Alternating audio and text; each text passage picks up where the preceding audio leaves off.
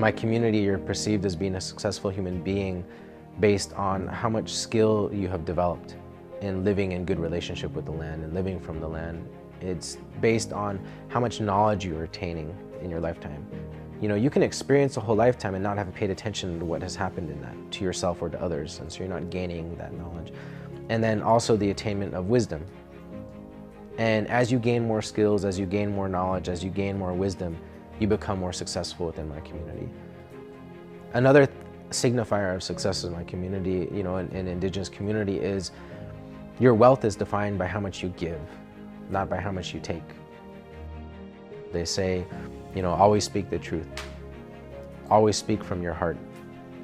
Never raise your voice against anyone. And in that way, our people will prevail in whatever the path it is. You know, I think that we don't project that that means one result or another, but that we will prevail in being who we are as a Gwich'in people, in carrying ourselves in the way that we were raised. And that is probably the most important thing we can be doing, despite what happens to our people or to the rest of, you know, species and humanity in the world. In the United States, we generated quite a bit of nuclear waste through the years. That's, you know, a lot of it currently being out in New Mexico.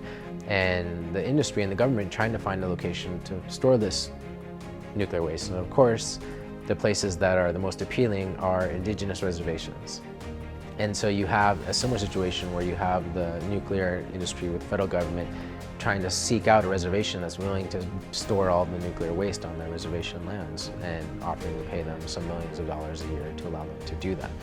And you have, you know, when you look at these things and you look at Hollywood or Berkeley, for example, and if you had the energy industry coming in and saying, hey, we're going to stick a coal-fired power plant down on the corner of University Avenue and Shattuck, it would blow up into a massive resistance. It would never happen. The idea of storing nuclear waste near one of those communities would not even cross the table as a possibility.